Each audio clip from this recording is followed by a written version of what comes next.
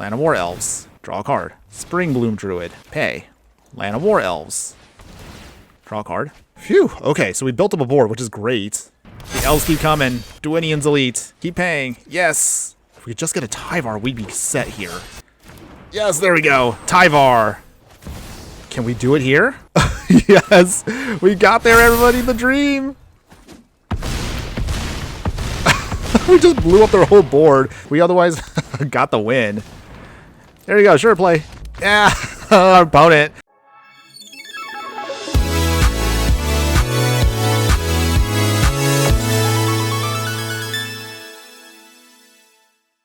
Hello, my fiery friends, the Infernoman here with the hottest in budget deck technology. And for today's deck tech, we'll be continuing our deep dive into MTG Foundations to see what awesome noob tech, or at least old types of deck archetypes, can be revived thanks to this set. So without further ado, join me today as we go into the standard format, and we're going to see if we can go elf ballin'. But before we continue, if you do like any of the content that I do, please like, follow, and subscribe wherever you watch the content. You can support me monthly for a small amount on Patreon, where I have all of my extended bonus footage posted. We also have a Redbubble spot where you can buy merch like stickers and shirts, or for free, all you can just do also is just join our growing community on Discord. Your support helps keep this channel going. All links are in the details below. Longtime viewers of the channel know how we do it. We have to talk about the stats of the deck before we dive right in. So our Elf Ball deck is going to be as simple as can be. You're looking at an all mono green deck with an average mana curve of about 2.4, and you're only going to be rocking 40 creatures and simply 20 lands. The core idea behind Elf Ball is just simply, as the name suggests, you're going to try to snowball out of control by starting off with a couple of early game elves that will hopefully tap down for extra mana by allowing you to cast more and more elves, getting you more power from the lords, more card draw, and eventually you'll be able to utilize one or two key cards that'll just overwhelm your opponent with extra damage, forcing through everything to their face before they have an answer to stop you. Simple as can be, right? But you may be asking yourself, how is that possible with a deck that's literally just all creatures? Well, you got me. Well, I'm glad you asked. So even on a budget, we're going to show you right now how that is going to be possible. Starting in the 1-drop slot here, we will have our mana dorks. We have Chituni Stalwart here and Land of War Elves. Both of them pretty much do the same thing. The Stalwart, however, will need another elf in order to tap for mana, but the Land of War Elves simply just taps for green. We will actually also have some more mana dorks in the 2-drop slot, so we have Druid of the Cowl here. Same thing, just a little bit stronger, but again, it does the same thing as Land of War Elves.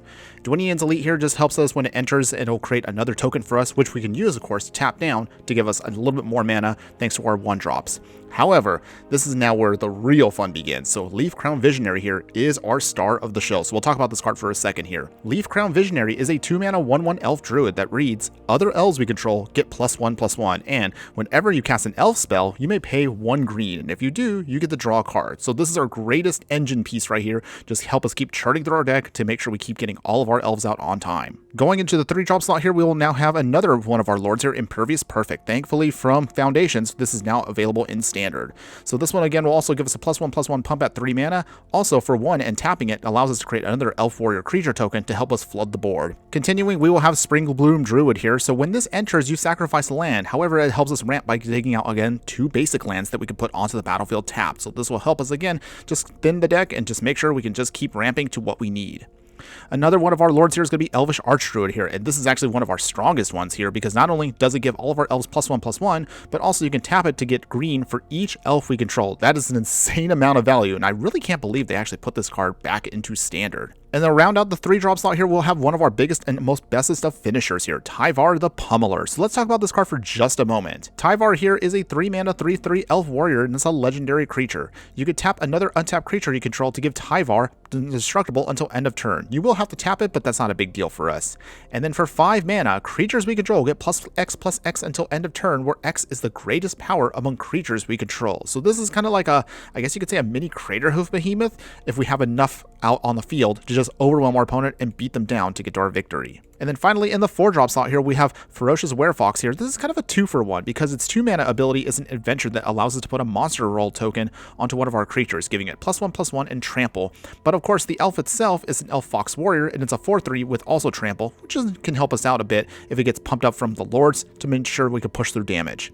And to round out the package, we will have Dwynnian Gilt Leaf Dayan here. So this is a single copy in the 4th-drop slot. It's a 3/4 Elf Warrior. It also is going to be a lord, but it's not going to be one we really rely on too much here It has reach, which can be sometimes helpful in certain situations, but the reason we have it here is whenever it attacks, we gain 1 life for each attacking elf we control. So this is great for us to help stabilize once we start flooding the board to ensure we just don't get burned out or aggroed against our opponent. Land base is as simple as can be because, again, we are in standard and we are on a budget, so we're just going to maintain 19 forests and a single copy of Volatile Fall, just again to take care of an enemy non-basic land they control. It's mostly going to be against enemy creature lands that you just don't want to deal with. Now, if you do like what the deck is trying to do and you want to take it to best of 3, here's my options for you for the sideboard. You'll have hard-hitting questions as your spot removal for the deck, because as you pump up your elves, this will be much more effective as the game goes on.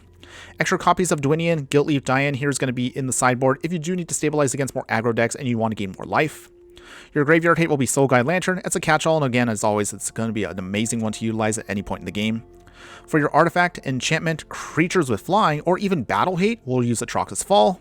And then finally, sets of Tyvar Stand here, mostly just because, well, he is in the art, and of course that's on flavor. But realistically, again, it gives one of your creatures protection against wraths, spot removal, and also maybe sometimes pump in a pinch. But now that we have the whole deck out of the way, the question we have to ask ourselves is simply this. Is it possible for a bunch of elves in standard to snowball out of control and overwhelm our opponent to get to our victory? Good question. Well, there's only one way to find out, so I don't know about you, but I'm excited to take this into standard, so let's go ahead and let's play some games, and let's see how well the deck does. Okay, my fire friends, here we go. Can we elf ball in standard? Well, the good news is here, we do have the turn 1 dream play here, if we can pull it off. We'll try. It is, though, a little risky because of how right now standard is very removal happy on turn 1, but we will try. Land of War Elves turn 1. If we can get down that Elvish Archdruid, we'll be in business. Collector's Vault. All right, nice. Okay, so to do this, Forest, Elvish Archdruid. Get a little pump there. So as long as at least one of them survives, we can start adding up more elves, and we should be able to go off very quickly here. All right, they draw a card, make a treasure, and they also discard a card. It's a land. Nothing yet. Okay, that is putting us in good shape here. So, Forest. Leaf Crown Visionary. We pump right there. We will play Impervious Perfect. Even if they counterspell it, we're in good shape here. All right. Nice. So with that, we'll swing. So if we could just avoid a Wrath, we are in good shape. At least I hope they don't have a Wrath. Tap land. Do you have an answer, opponent? Oh, they don't.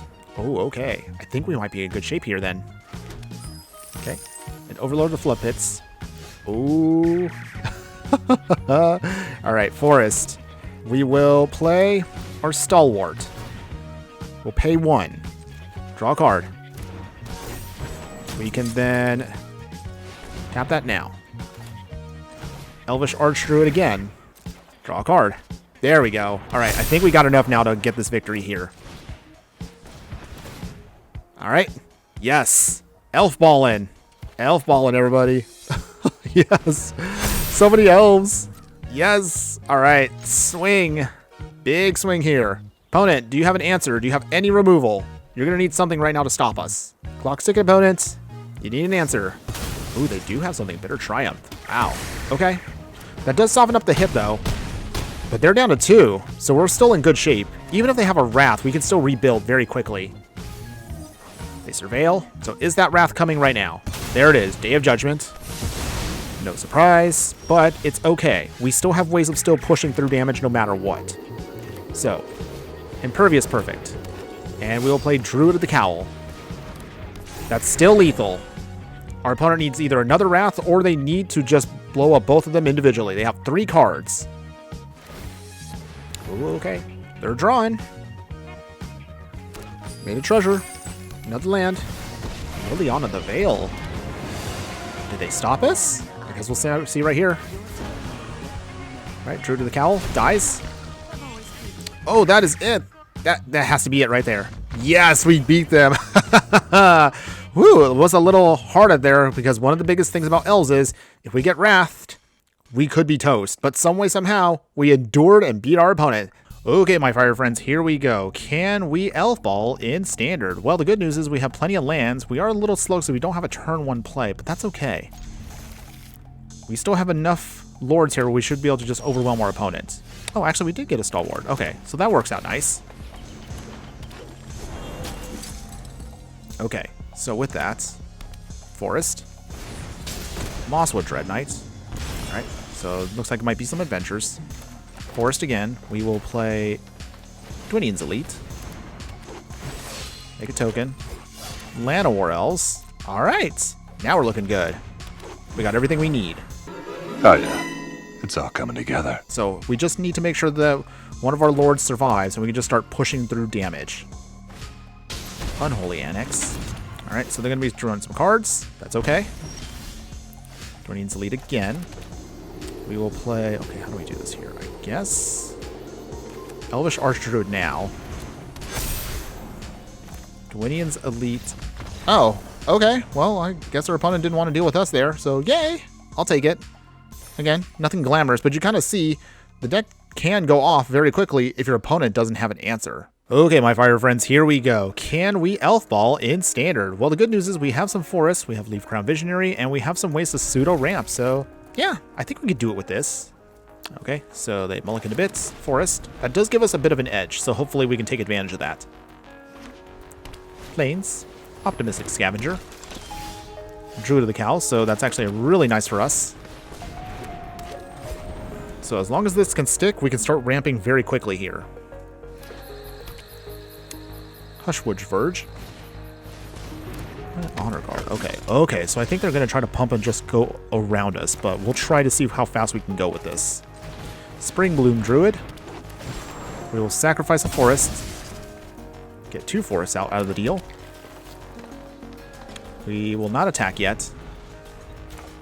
Okay, so this will be an interesting play here, but we're going to see if we can try to start drawing a ton of cards once we get that Leaf Crown Visionary down.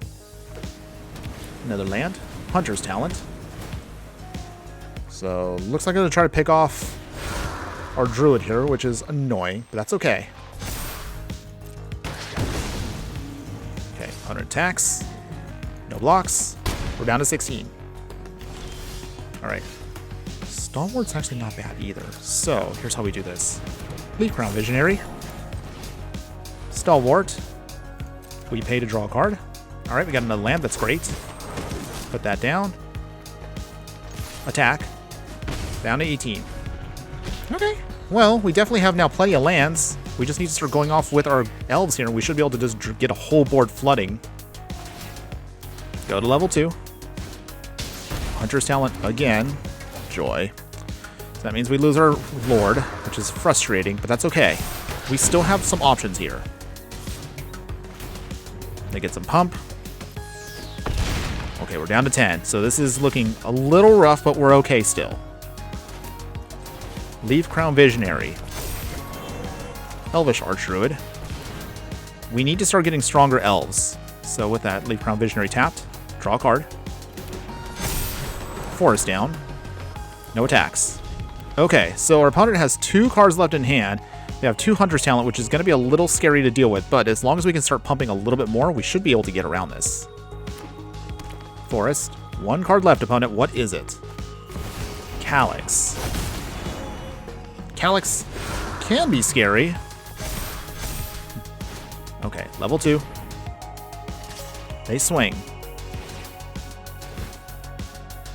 Oh dear. Down to 9. Ugh. Can we survive one more turn? That's all we have to do. Forest. Elvish Archdruid. Come on, deck. I believe in you now. Now's your chance to shine. Come on. Okay, Llanowar Elves. That's good. Llanowar Elves. We will pay. Draw a card. We will... Spring Bloom Druid. Pay. We will sacrifice a land. Alright. Making a comeback here. Or at least we're trying. Llanowar Elves. Tap. What do we tap here? I guess it'll be Leaf Crown Visionary. Draw a card. Phew. Okay, so we built up a board, which is great. No attacks. Okay, opponent, you're literally now top decking. Is there a way for them to actually beat us here? That's actually the big question. Cool. Toadstool and a Admirer. That doesn't do it. Now we're talking. Okay. Okay. We should be able to finish off our opponent here. This is where the fun begins. Elvish Archdruid. Alright. Let's see if we can keep this going. Hey, yes. The elves keep coming. Dwinian's elite. Keep paying. Yes. If we could just get a Tyvar, we'd be set here. Okay, so with that, let's see. Spring Bloom Druid. Pay. Draw a card.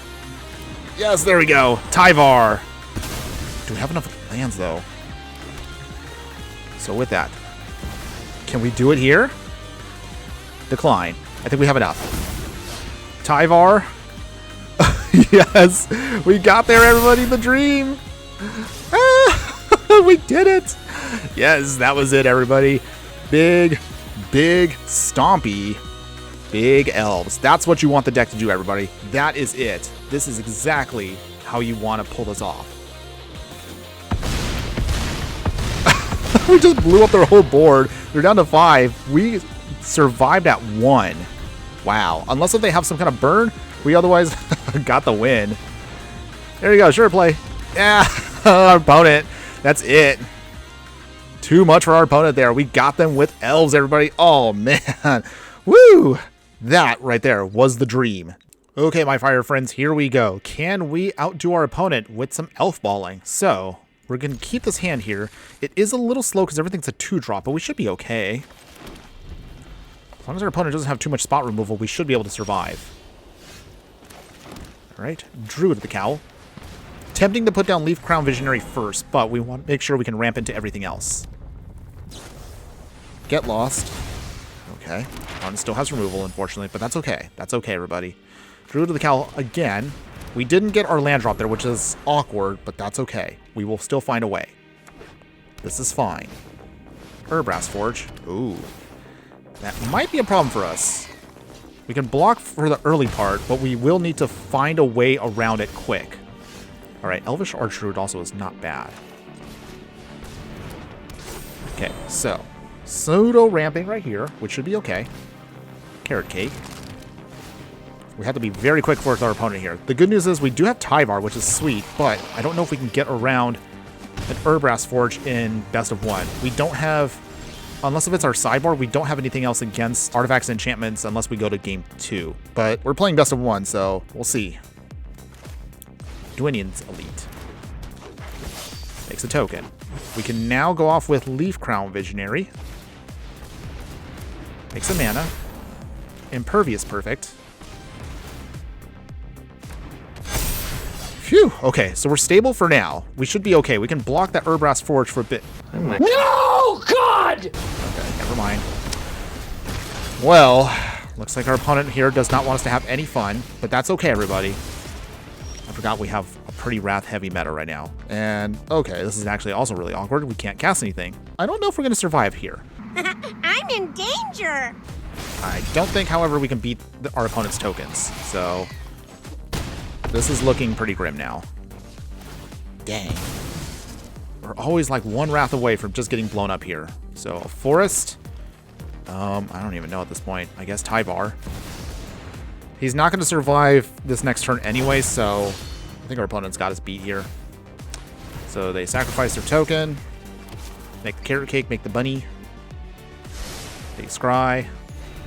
Okay. And I think Urbrass Forge is big enough now where it can actually push through Tyvar, so. Ouch.